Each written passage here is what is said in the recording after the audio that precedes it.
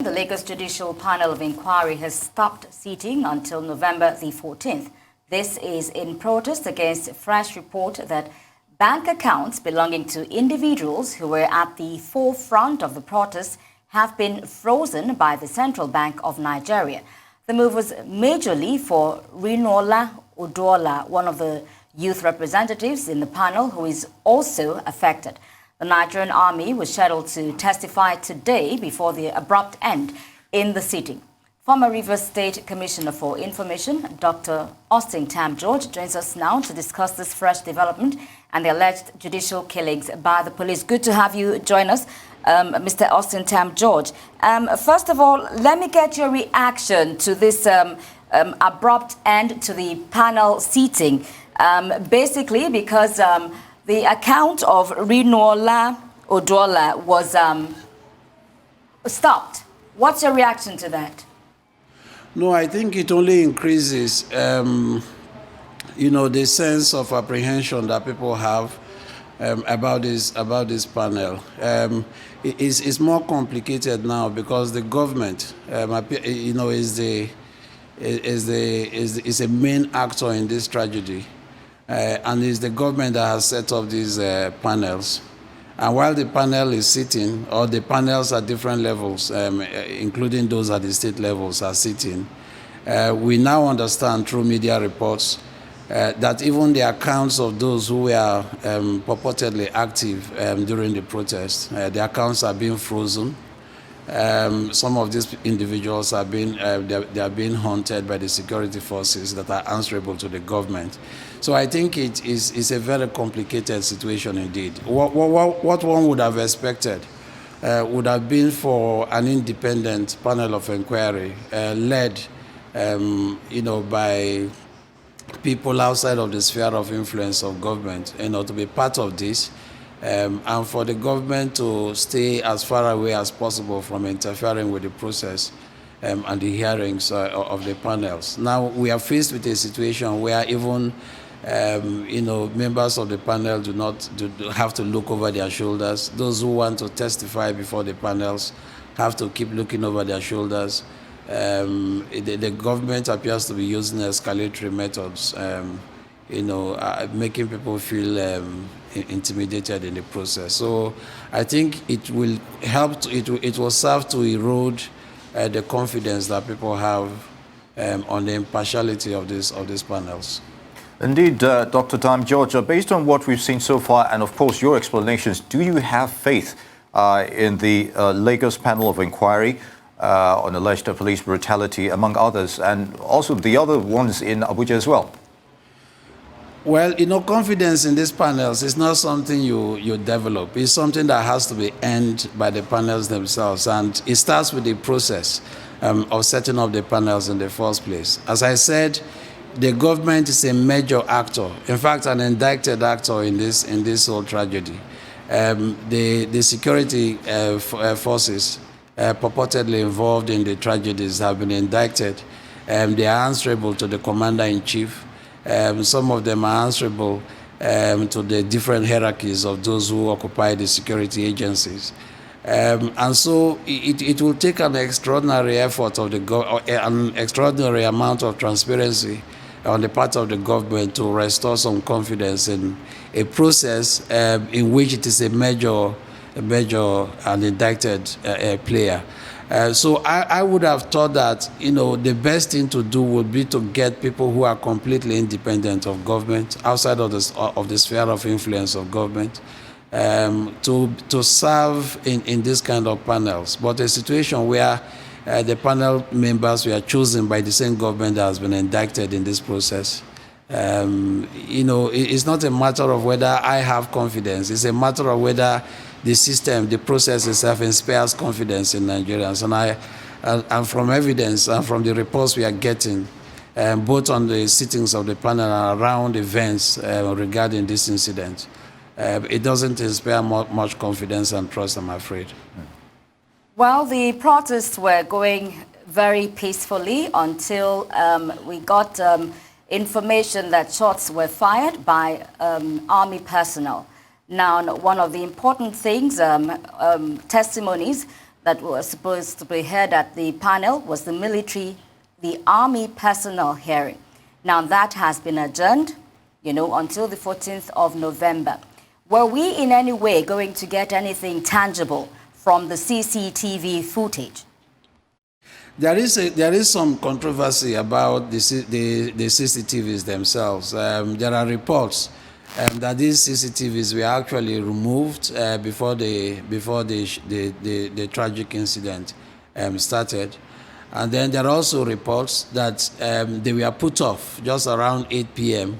On the fateful day. So there are inconsistent but widespread rumors around the CCTVs, and I think that this only serves to undermine the credibility of the process itself. I would have thought that CCTVs that were installed and have been there for years, there shouldn't be controversy about such very important security devices. Now, if there are controversies about the status of the CCTVs themselves and whether they were tampered with, by some of the actors in this incident, I think it only serves to undermine the credibility of the entire process and even the believability of some of the narratives that are now emanating, especially from the government side and those who operate the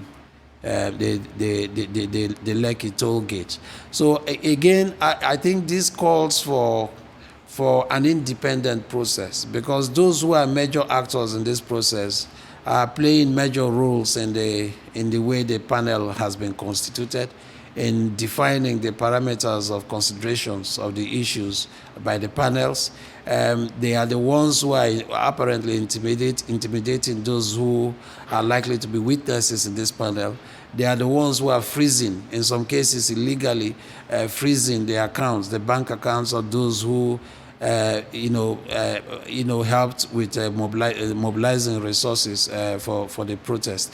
Now, if all of these actions are going on at a time when a panel is supposed to be finding out the truth and trying to get to the bottom of this matter, it seems to me that all these controversies about something as obvious as the CCTVs, all these controversies can only erode confidence, in the process. And I wish that the government can create as much distance as possible from the work of the panel, so that, that will increase trust and believability of the process. Indeed, still talking about the erosion of confidence here. Within the time frame given for this panel to sit, are petitioners or alleged victims encouraged enough to participate and state their claims? They seem to be coming in trickles. Well, the timing, I think, will ultimately depend on the amount of amount of people who step forward, courageously step forward to testify before the panels. But what we are seeing is that even there's a climate of siege, a climate of fear surrounding even the work of the panel, because if, as we speak, the accounts of those who helped, in mobilizing resources for the protest have been frozen by government, I suspect that, those who are willing to independently testify before the panels may have a rethink, or they may delay in appearing, and that may ultimately affect, the work of the panel. I suggest, I repeat my suggestion, that the government should allow an independent inquiry. People who are outside of the direct influence of government, they should get people who are completely independent of this crisis to investigate the truth, investigate all the parties involved, and then provide cover for those who want to testify, and so that we can get closer and closer to the truth. But from indications and from the reports we are getting, it doesn't seem to be the case, and I fear that this may affect public confidence in the work of the panel. And the Lagos State Governor, Babajide Sanwo-Olu, told us that he didn't call the army. He doesn't have the resources to do that or the powers to do that. And then we heard the army hierarchy saying that they didn't act without an instruction. Now, from the military hearing, do you think we will actually learn for sure who called the army to intervene and who ordered live ammunition shooting? Well, constitutionally, the army, the armed forces generally answer to the commander-in-chief of the armed forces, and that's the president of the country, not the Lagos state government. In theoretical terms, that's how it is.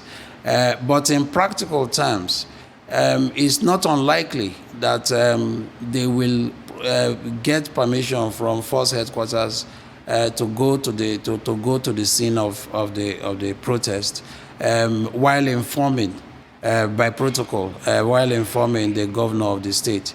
I agree that it is likely that the governor may not have given the direct instruction for the military to go to the scene of the protest, because constitutionally he has no control over the security forces. That's correct. But but it is possible that upon deployment by the commander-in-chief or whoever represents him, the governor may have been informed about such an event. It's highly unlikely that the military will go into such a confrontation with unarmed civilians without some kind of command and control coordination. I suspect that we are yet to hear the full picture of what actually transpired and who gave the orders. Indeed. Now, let's talk about the NSAS movement itself. Do you think it achieved its objective? And how would you assess government response? You also talked about the issue of being a governor being already indicted here. If the NSAS protest has met its objective, I think it has opened up.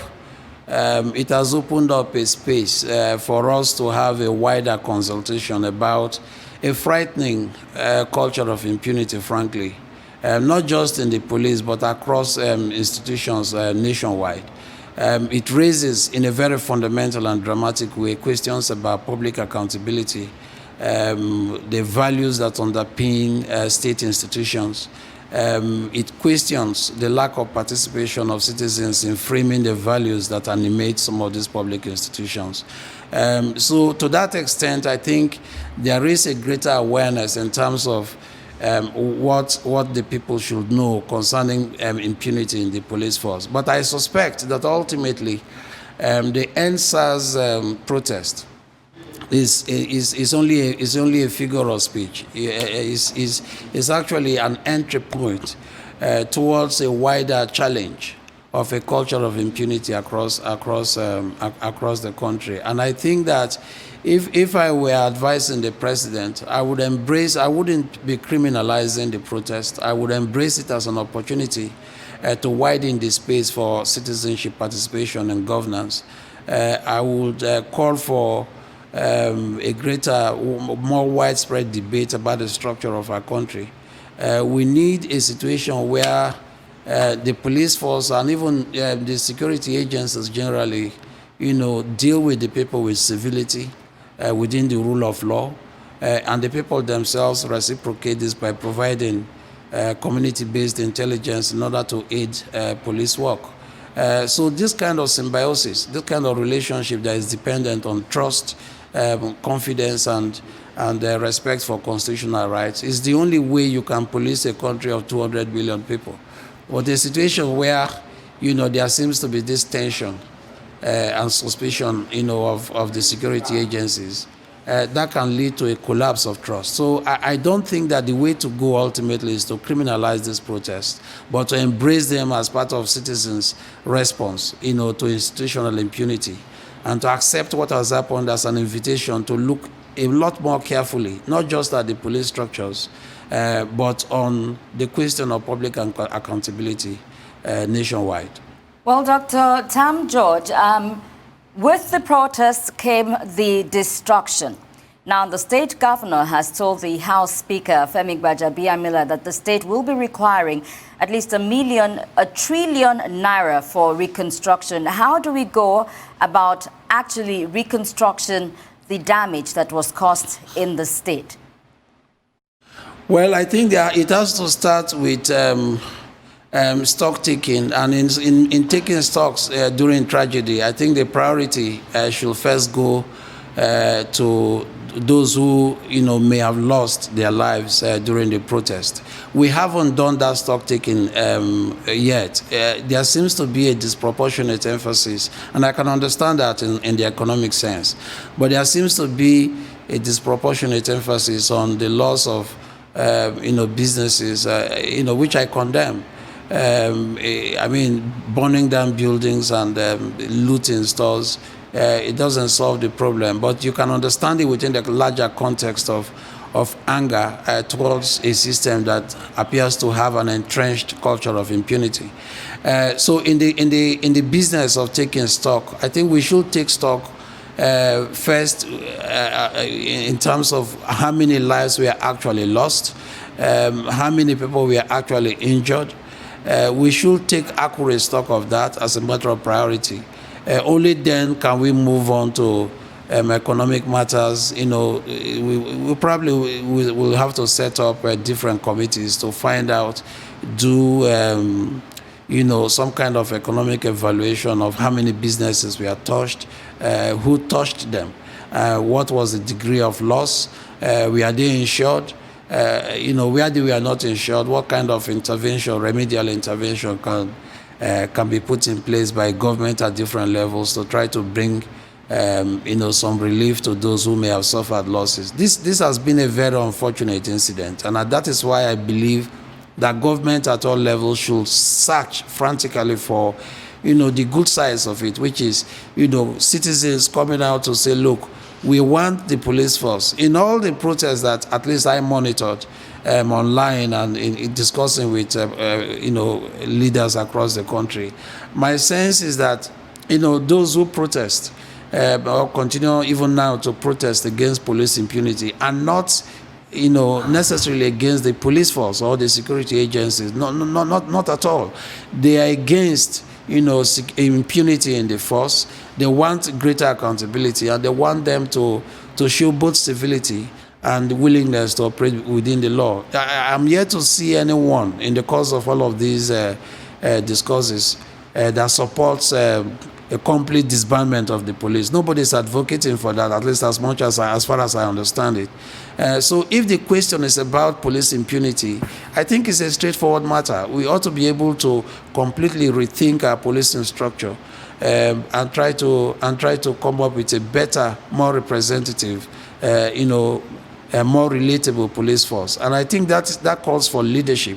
And I think that means we shouldn't always think of protests as criminal events. They are not. We shouldn't criminalize them. Otherwise, we may lose the opportunity to rethink institutional reform and make amends where clearly those amends should be made. Indeed, institutional reforms. And on that note, Dr. Austin Tam George, former Rivers State Commissioner for Information, I'd like to thank you very much for your input on those issues. Good to have you.